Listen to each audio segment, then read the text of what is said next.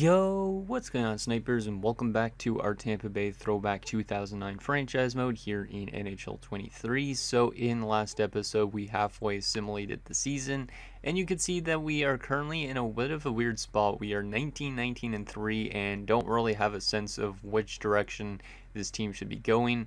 So likely in this episode, we're probably going to just stay the course the season and see what ends up happening instead. But it's been a pretty interesting season across the entire league, because you can see down here in the standings area that there is a large gap in games played with some of these teams. Like for instance, in our own division, the Thrashers have only played in 33 games and we've played in 41.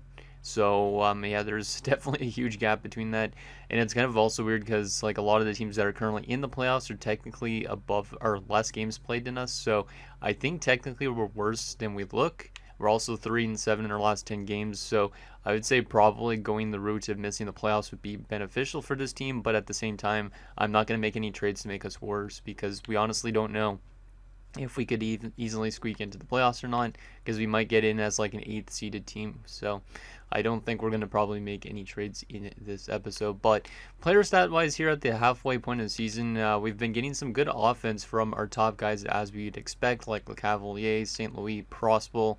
Andre Mazzaros has been surprisingly really good, and then Stamkos has been very much disappointing this year. But obviously he should develop really well this offseason, and once that shooting category gets into 90 plus, I think this guy's going to score easily like 40 plus goals a season. So hopefully he does a better time next year, and he'll still likely be on the second line, but hopefully we could surround him with some pretty good talent that could help him in terms of the offensive level, because I think right now he's playing with Ryan Malone, if I remember right. And I'd like to say the other one, yeah, it's Martin Carson's. Carson's been okay, but he's also been injured a couple times, so there is that. But anyways, before we get into simulating the rest of the season, seeing what trades they I make, which I think should be the most interesting thing about this episode, I do have a couple comments to go over. So the first one is from Flame Husky, who says, "Steady as she goes would be the best mentality for the season. Maybe trade for a defenseman in his 20s, somebody who could play in the top 4 for a while, an offensive defenseman if possible. The long-term plan should be to build a strong forward core around Stamkos." And I agree with that. I don't know if I'm going to be able to trade for a young defenseman, because we'd probably have to give up like first-round picks and stuff like that, because I give like everybody X factors pretty much in this franchise mode. Maybe a few players not so much. But I feel like a trade value for somebody that's in their 20s and that's a top 4 offensive defenseman would be pretty expensive. So we might have to draft one of our own. But let's go to the player search tool, because I don't use this enough. And let's see what there is out there for young defenders. Also, it's funny that you said steady as she goes. I just think of that song from the 2000s. One of the classic songs of the 2000s, I'd say. Let's see. So top 4, we want an offensive defenseman. We don't really care about handedness. Well, Bright would probably be preferred, but let's still see what we got here. Yeah, see, there's not really a whole lot. You have, for guys in their 20s, the only one is a Finn, oddly enough, considering Flame Husky's a Finn, but it's Yoni Pikkanen, the only one that's in his 20s still. And he is an offensive defenseman, which is weird. I don't know why I made him an offensive defenseman. I think it's probably because it's plus minus, but he's not going to put up like a huge amount of points, I don't think. He's had a good year so far in Carolina, 18 points in 35 games, a plus 17. But he does fit our top pairing as well, but he's a left-handed D-man as well. Like if we wanted a right-handed guy for the top 4, the best would be probably like Joe Corvo, and Joe Corvo is already 31.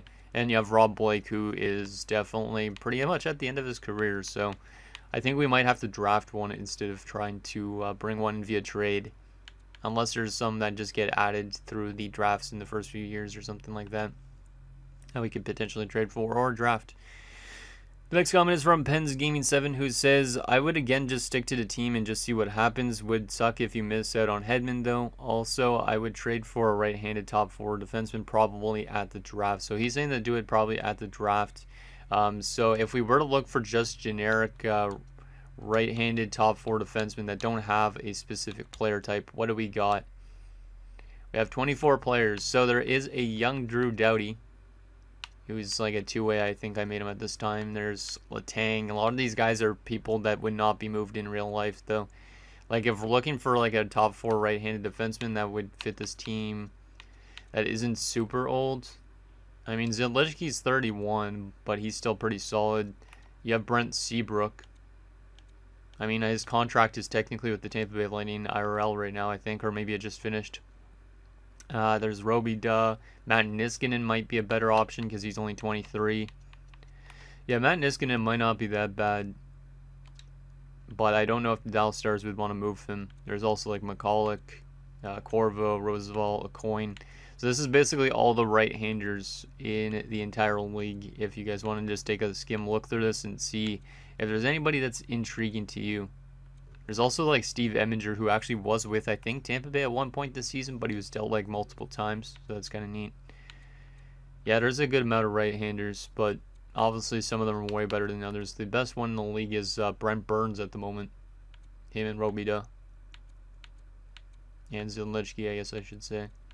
So yeah, there is that. Eventually Letang is going to be definitely one of the best because he's got that medium elite potential. I don't think Pittsburgh would want to move him even. And if we did have to try and trade for somebody like Letang, we'd probably have to give up a shit ton. So there is that. And then the final comment is from Michael Dose, who says, hard to tell if this team tell if go for the playoffs year one or not as you're in the middle of the pack. And yeah, that's basically my thought process as well, is I just don't know if this team is going to be a playoff team or not. So might as well just see how we simulate and see what ends up happening.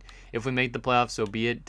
It does suck if we miss out on like somebody like Victor Hedman at the draft, but at the same time, it is what it is. And yeah, we'll see if we actually make the playoffs or not. So let's go 1 month at a time. We'll take an updated look after every single month if there's been any trades happening around the league, because I do want to see, obviously, if there's been any cool AI trades, because obviously with it being a throwback franchise mode, I kind of just want to experience those trades again, because it's almost like back in 2009, you guys were all probably like me, sitting on the couch, skipping school, watching the trade deadline or something like that. If you were old enough at that point, I guess you were skipping school, sitting on the couch and just, yeah, watching trades happen. Trade Center most of the time.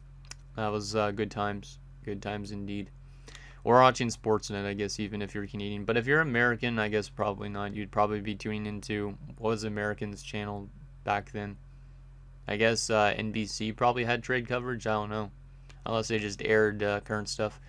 Or maybe it was NHL Network. I don't really know. I don't really know. I just know Sportsnet and TSN.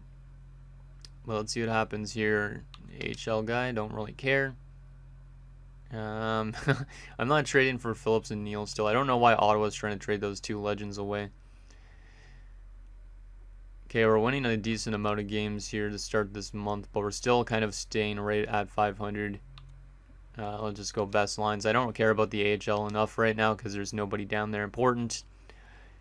23, 24, and 4. Let me take an updated look at the standings here. I just want to see where we're sitting in terms of playoff potential. Yeah, we're still not in a playoff spot. The last playoff spot has 56 points. We have 50 points, and we've played one more game than a lot of these teams. The Rangers have played the least amount of games out of the bunch, so the Rangers are likely the team that's going to find a way to get into that 8th seed, I think. So I think we're probably not going to make the playoffs at this rate. But honestly, we could just randomly win at like 10 straight games and then somehow make the playoffs, but I don't see that happening. Okay, let's get the rest of this month done, and then we'll see if there's been any trades. Hey, there's 2 more wins in a row. Mats maybe was never injured. Smolinek's back for the AHL. Let's go for best players or best lines. Oh my goodness. So Carson's must be realistic to his actual self. He suffers an MCL sprain out till March the 2nd. So we're going to have to put Noah Welsh as a forward, I think, again. But yikes. That's not good that Carson's is getting bounced around a lot. It must be because he's a bit of a smaller guy, but still. An MCL sprain. He's been injured 2 times this season already. 54 points. Last playoffs team in the East as like probably, I'd like to say, yeah, it's probably Florida. Actually, yeah, it's probably Florida right now, right? Got to double check on this stuff as we go along. Just because I don't want to know if we're going to be a playoff team right away. Yeah, the Rangers are now in that playoff spot because they have way less games played. We are down to 11th, which is kind of good. The Atlanta Thrashers are still currently the worst team in the Eastern Conference, so they might be able to get John Tavares and keep their team from moving to Winnipeg. Let's take a look and see if there's any trades after that month. If not, we'll keep on going. Nope trades. No trades whatsoever. It's going to be really cool to see what happens with these AI trades. Like, I'm expecting something like that makes us scratch our heads, or maybe there's just something that like it kind of makes sense more. Because obviously I'm still trying to figure out how to balance trade values to make them more realistic, but it will be interesting to see what kind of trades AI makes. Like, we just got offered Joffrey Lupul and Andrew Alberts for a second and a third. That's not a bad deal, to be honest. Because Joffrey Lupul is still young. He's still got high top 6 potential somehow. I gave him, I think, only like high top 9. But for some reason, he's outgrown that, or it's probably because of his overall.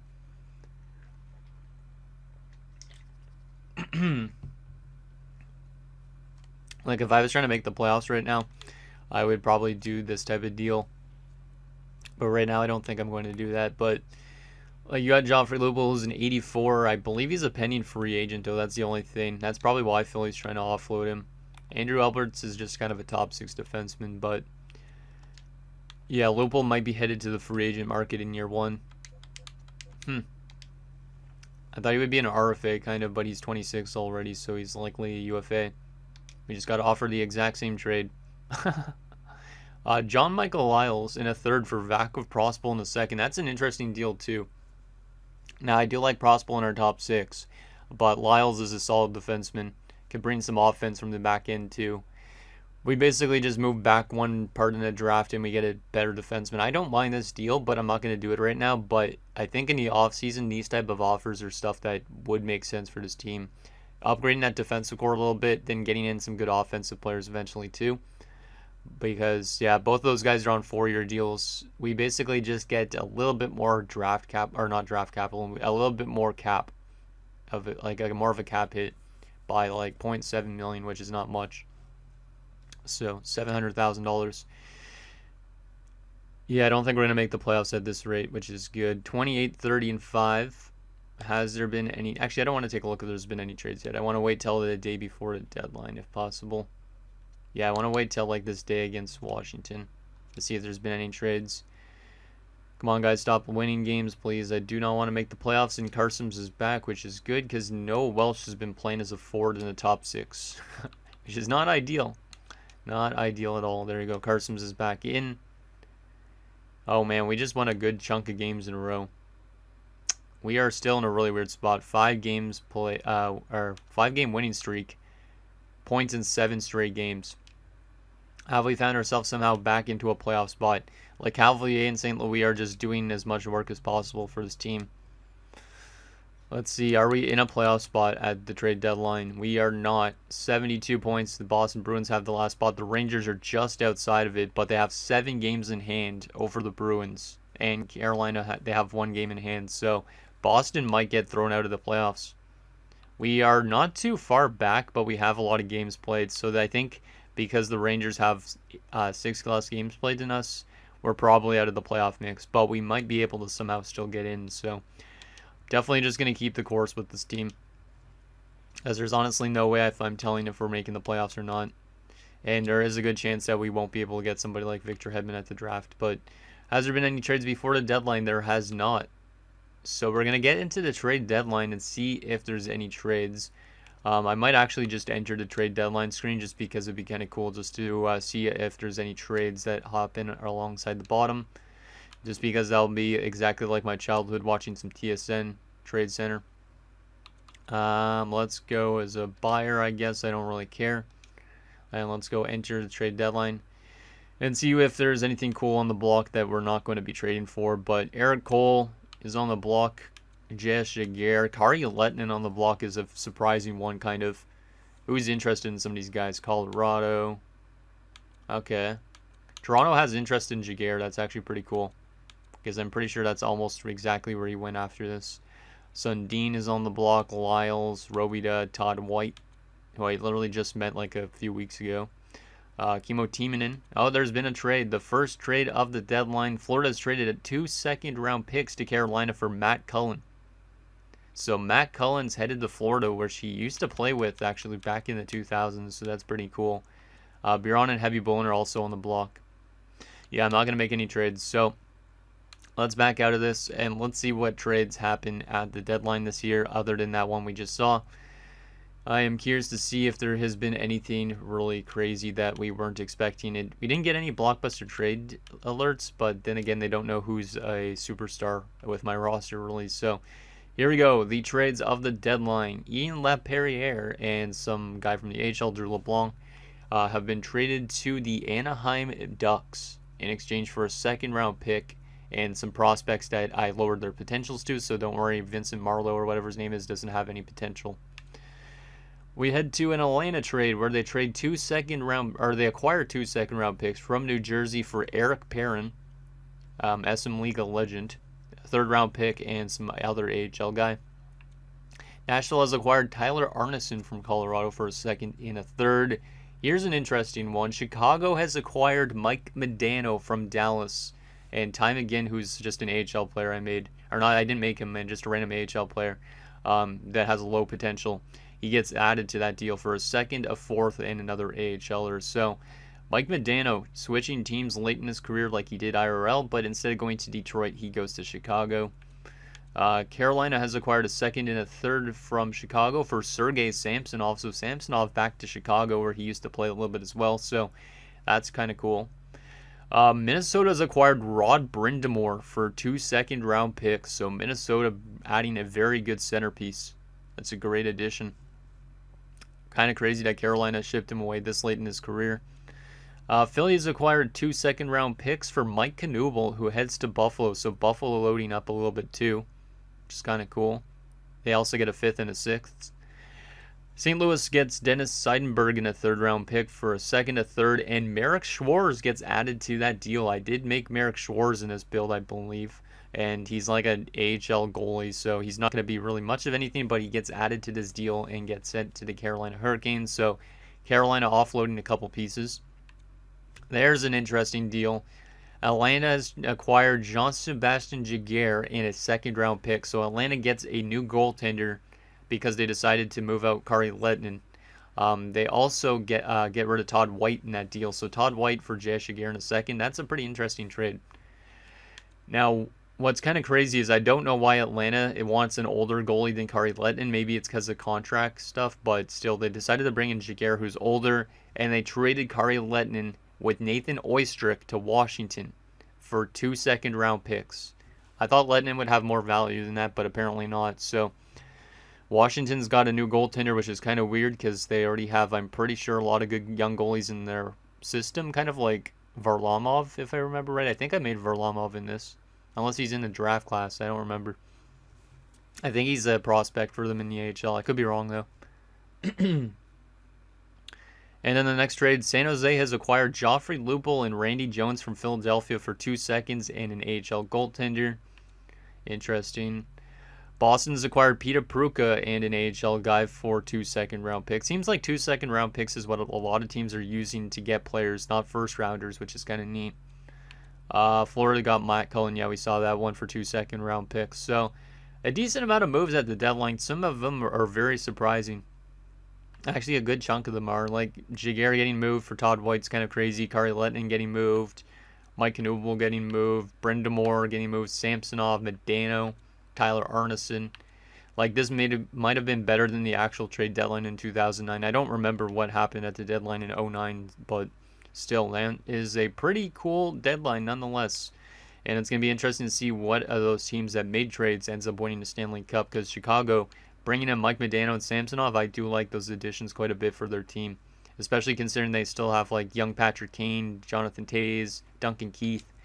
Like, Chicago could be a team that goes on a run this year. They definitely could be. So let's continue to simulate and see what happens the rest of the season. See if we make the playoffs or not. We are still on a crazy long winning streak, which just ended to the Devils. We are winning way too much as of late. Like, we might honestly find our way somehow back into the playoff mix, which I don't really like at all. Unless the Rangers are winning still like crazy. Let's take an updated look.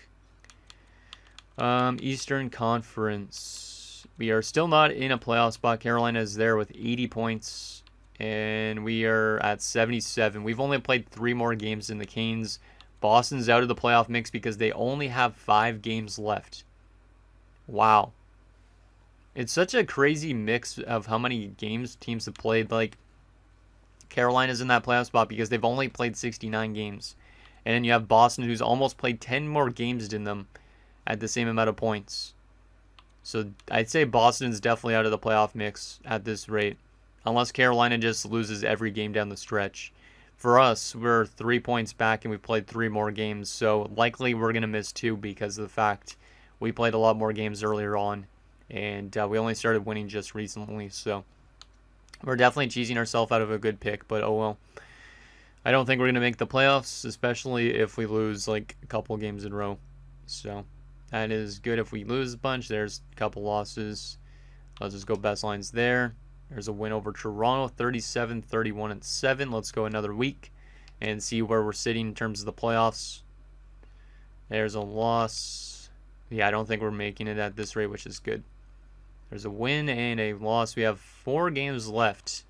Where are we looking? Where are we looking? Le Cavalier is almost at 100 points this season, which is not really what I expected, to be honest. Let's see, Eastern Conference. We got 5 teams that have already clinched. Toronto is now in that last 8 spot as Carolina has jumped them. We are in the 9th spot. Wow. So we have 4 games left to get more than 5 points to pass Toronto. There is a chance we could get into the playoffs for sure, but I honestly don't think it's going to happen at this rate. We have passed Buffalo. Boston is way out of the playoffs, which is crazy. I am surprised that Boston missed the playoffs. Like, all these teams below us likely have missed. And then there's us that probably has missed as well. But definitely still room to fall off in the standings, which is good. Because if we lose every game coming up, we could easily fall down to, like, way down here, which is good. So hopefully we kind of lose all those games left because, I mean, we're still kind of fighting for a playoff spot, but I don't think we're going to make it based on those standings. So let's do 2 games at a time. Chicago in Detroit. We win and lose. That loss probably hurt us enough, which is good, right? There's no morale on right now, I think, so we won't be able to tell if we actually missed right now, but I think we did miss. Yeah, we missed the playoffs, I'm pretty sure. Yep, 40, 35, and 7. We are out of the playoffs, even though Le Cavalier had a 97-point season. Craziness.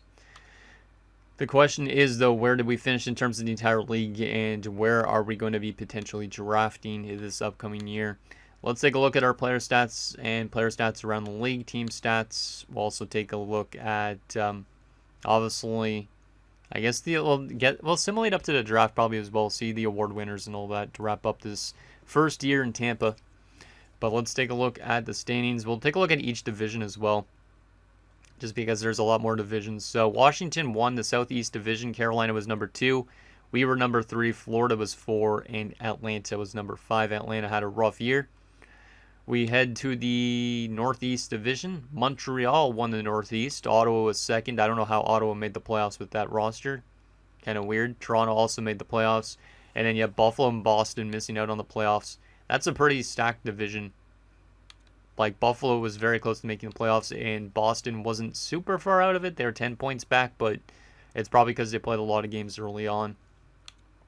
And in Atlantic Division, the Devils won the Atlantic, the Rangers and the Penguins also making the playoffs. Philadelphia missed the playoffs with 85 points, and the Islanders were dead last. Not a surprise that the Islanders were there, though. Let's take a look at the Western divisions now. The Pacific Division was won by the Dallas Stars, who traded away Mike Modano, so kind of weird. Anaheim was number 2, San Jose 3, and Phoenix and LA both missed out on the playoffs. The Northwest Division, Minnesota won the Northwest, Edmonton, Calgary also there, Vancouver missed the playoffs, and the Colorado Avalanche also missed the playoffs. And then finally the Central Division, Detroit and Columbus made it, Chicago missed the playoffs. Wow. That's kind of a surprise considering in real life they won the Cup a year after this, so I guess they're still figuring themselves out, but I think they're going to be a good team soon enough. When they brought in Samsonov and Modano, I thought they were in a playoff spot, but apparently they weren't. And in Nashville and St. Louis were 4 and 5. So Eastern Conference-wise, you got all these teams as playoff teams. New Jersey as the 1 seed, Carolina as the 8 seed, so they should be playing each other unless I screwed up with the setup. Rangers in Toronto, Pittsburgh and Ottawa. Oh, what a surprise. I hate that matchup so much. Montreal in Washington. In the West, you're looking at Detroit and Calgary potentially, Minnesota and San Jose, Edmonton and Anaheim, and Columbus and Dallas. I hope I set it up properly, because if I didn't, that would kind of suck. So in terms of the entire league, where did we finish? We finished as the 18th team in the league. Yeah, we're not going to have good odds of getting a good pick. There's like probably no chance we're able to jump up into the top 5, but hopefully we could still get somebody decent prospect-wise.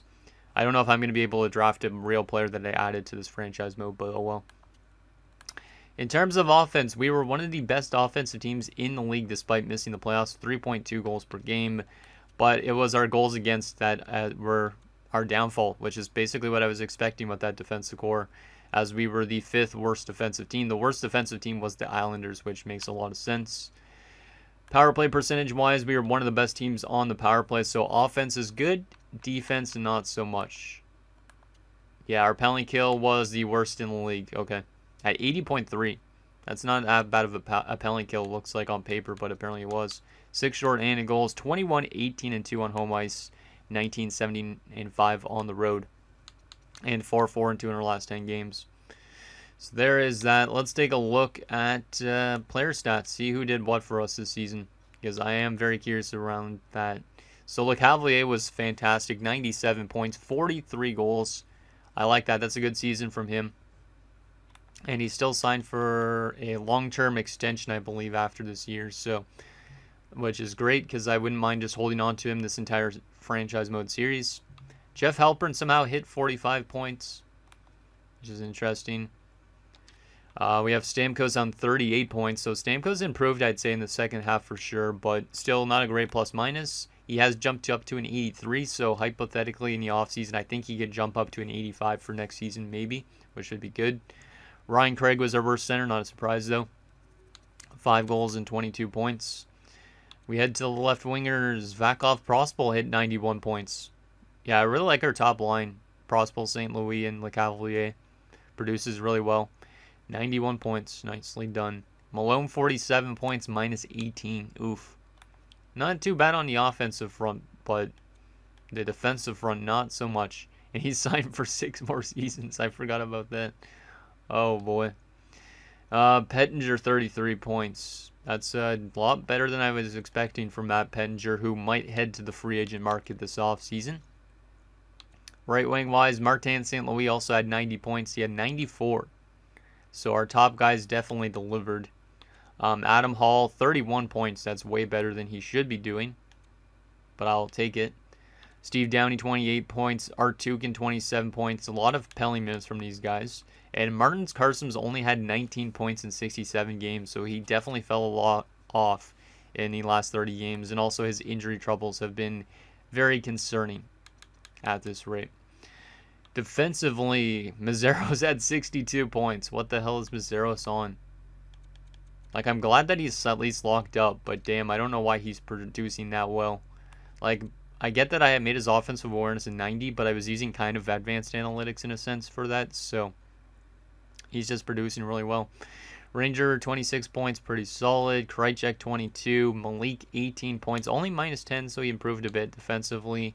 Maybe 13 points, not bad. Malakar, 9 points, and Welsh had 6 points. In terms of our goaltending, this is probably where it struggled the most. And yes, that is definitely the case. Mike Smith was not super good, but he was okay. And then you have Kari Ramo, who was not very good. And obviously McKenna only played 1 game, or briefly, like 7 minutes, but he was not very good either. So definitely our goaltending needs to change. I'd say our defensive core could use a little bit more upgrades.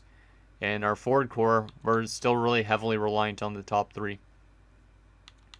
So, and they all should be locked up still for a good amount of time. St. Louis still for 2 years, Prospal still for 3 years, and Lecavalier has a long extension. So, as long as we get a hold on to these guys and build Stamkos up and get more good help around Stamkos, I think we should be in a good spot to hopefully get this team at least to the playoffs at some point. Let's take a look at stats around the entire league. See who led the league in points. It's going to be Alex Ovechkin. Oh boy, 104 points, but Lecavalier and St. Louis in number 2 and 3. Prospal at 5. It's crazy. And Zetterberg at number 4. So Alex Ovechkin had a great season. Didn't hit 50 goals, but he hit 104 points. Best goal scorer this season was Zetterberg with 52, just edging out Marian Gaborik with 51. Okay. Not incredibly unrealistic, I guess. Let's see. What do we got here? I want to take a look at some of these fun stats, too. Like shorthanded goals, for example. Chuck Kobasu. Not who I was expecting. Oh, shorthanded points. Camille Krebs. Okay. Shout out to Camille Krebs. Some of you guys are probably like, who the hell is that guy? Most hits. Alex Burrows, of course. Okay, Burrows and Doan, Upshaw, that kind of makes sense. Those guys are very kind of checky. Okay. Most block shots by a forward, Jesse Winchester. Most giveaways by a forward, Wolski. Kind of surprising. Most takeaways, Yuri Lettinen. And then Datsuk for centers. Yeah, Datsuk is likely going to be the guy that wins the Selke this year. 56.6% on the draw, 145 takeaways. So, there we go. Likely it's going to be him. Most fights, obviously, this is kind of broken. Brian Clough had 43 fights. He never had that much probably in his entire career IRL. So I might need to tweak definitely fighting stuff when I do my next roster build. Defensively, the best defenseman that's going to win the Norris, Sergei Gonchar, 87 points and a plus 39. He was definitely setting up Sid probably a lot. And then Andrei Markov right behind him with 84 points. Scott Niedermayer, Stefan Robida, which is kind of weird considering like Robida wasn't a huge offensive guy, I'd say. But he had really good offensive awareness and stuff from the analytics I was looking at. Campbell and Mazzaros up there too.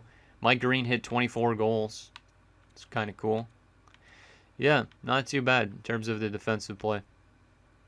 Jeez, Mark Streit had 58 points, but was a minus 24 on the Islanders. Best goaltender for wins. Chris Osgood, 43 wins this year. Most shutouts. Carey Price with 6.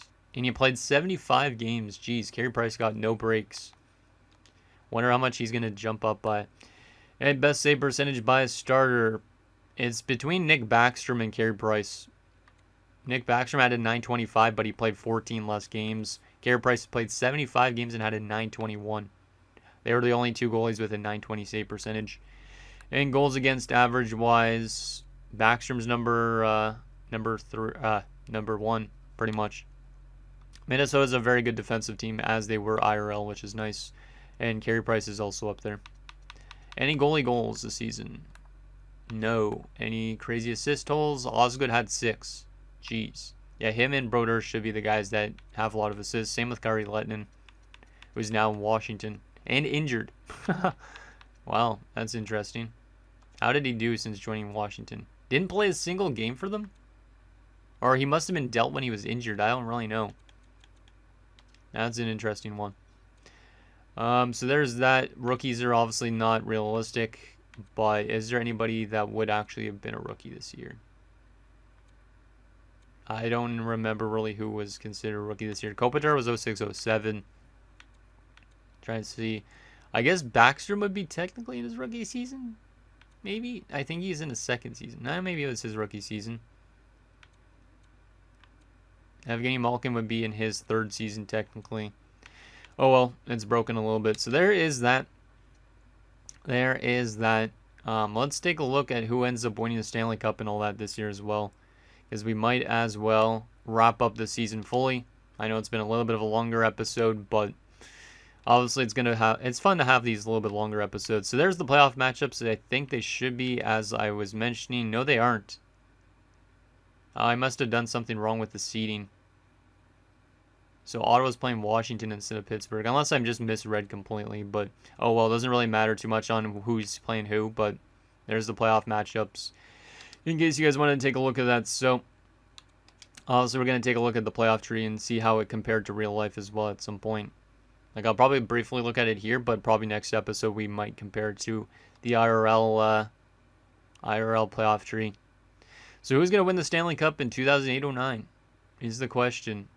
The San Jose Sharks. That's not far off. Because San Jose IRL, they might have been eliminated in round 1, but they were the team that won the President's Trophy, I think, in 08-09. So San Jose, the Stanley Cup champions. So good to see like them actually doing it this time around, because IRL, that was a massive disappointment when they lost. So Joe Thornton wins the Stanley Cup. Patrick Marleau. Who did they beat for the Stanley Cup? Pittsburgh.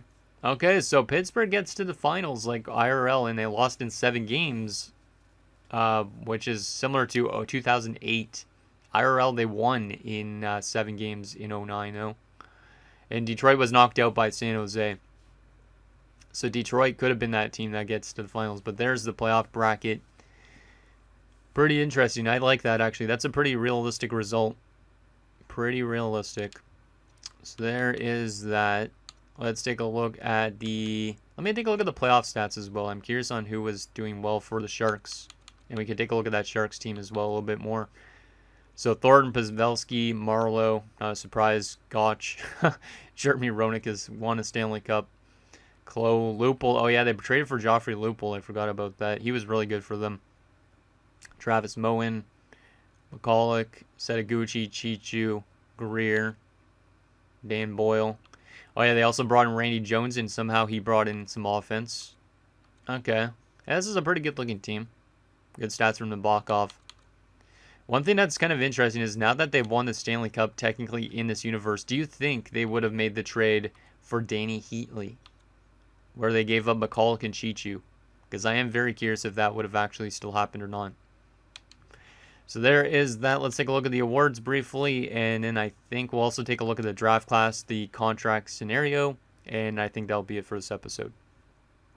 So Detroit won the Presidents, but it was San Jose winning the Stanley Cup over Pittsburgh. So they technically reversed roles, actually, in a sense, because technically Detroit was in the finals and lost to Pittsburgh, but San Jose was technically the Presidents Trophy winning team in 08-09. So they basically flopped roles, but Pittsburgh didn't win the Cup like they should have. So I like that. That's actually a pretty cool sim. In terms of individual awards, Ovechkin wins the Art Ross and the Hart. Sergei Gonchar the Norris. Zach Parise the leading Bing. Interesting. Ovechkin the Calder. Not that this is realistic because he's not a rookie in 08-09. Conn Smythe is Joe Thornton. That's pretty cool. Carey Price won the Vezina. So there you go. He hits a Vezina. Nick Backstrom won the Jennings. That's realistic. Him and Josh Harding. I like that a lot. That actually proved to be pretty realistic. Mike Weaver wins the Bill Masterton. Cicito for Carolina wins the Jack Adams. So I guess at this point in time that would have been Paul Maurice, I think, their head coach. I think. I could be completely wrong with that. I'm trying to remember. I think it was Paul Maurice at that point. Pavel Datsyuk wins the Selke, not a surprise. Ovechkin the Lindsay. And Zetterberg won the Richard. Huh. AHL-wise, this is just going to be a bunch of randos. Except for Kevin Weeks got sent down there, and he won the best goalie in the AHL. So he's saying, shout out to all you hockey fans from the AHL depths. That's funny. I don't think that's a guy I made. Oh, no, that is a guy I made. That's Joey McDonald. Him and Peter Menino. Because the Islanders had so many goalies this year. So there is that. And let's take a look at the contract situation, and I'll show you guys the draft class stuff, and we'll see where we're drafting as well. Actually, I won't sim up to the... Actually, I should sim up to the draft lottery and stuff like that. Let's do that first, so we can see exactly where we're drafting. So we'll be drafting at 13th. That's not too bad. And I think that's the Islanders who have won the draft lottery, so they should be getting John Tavares if that's the Islanders, which I think it is. And that means Boston would probably be getting Victor Hedman, which is crazy. Atlanta falls from 1 to 3. I mean, Chris Kreider could easily go in the top 5 too in this draft. So it's going to be interesting to see where all these other guys go. But John Tavares should be a New York Islander, which is probably the coolest part about this episode so far. We shouldn't really have any retirements, I don't think, right? Yeah, because for some reason there's never a retirement. The real Justin Pogge retired, even though the created one in this franchise mode has not retired. That's funny. Did we lose any coaches? No. That's good. Let's just continue simulating, and let's take a look at the contract situation here. So, up for renewal, the biggest one is Lucas Krejcik. He doesn't really want too much money, which is good. Matt Pettinger wants a bit more. But who of these guys would you let go and who would you bring back? A lot of them are on their defensive core. So we could overhaul the defensive core in the offseason. But, yeah, I don't really know. So there is all that. Goalie-wise, the only goalie that needs to be brought back is, like, Ramo pretty much. All these guys want kind of two-way deals, so I honestly might run Ramo and McKenna in the AHL and get rid of this Lackey dude. And then just find ourselves a backup goaltender, some new goalie for the start of the season. But yeah, we definitely have some questions. Not super huge questions, just good. And final thing, the draft class. What are we looking at? Yeah, John Tavares should be going to the New York Islanders, which is friggin' dope. So there you go. Victor Hedman's supposed to go number 2, so yeah, he should be going to Boston. Chris Kreider should be joining the Atlanta Thrashers. And then you have Duchesne, O'Reilly, OEL. Since we're drafting at 13, though, what could we get? Oh boy, we didn't really have a good scouting setup, I guess, because we don't really know too much about guys around this point. I'd assume Jacomovs is the top 4, though. So if we want to bring in a defenseman, we could bring in Punovs or Jankomovs, or we could go for a forward like Lance Walls. He's generated guys.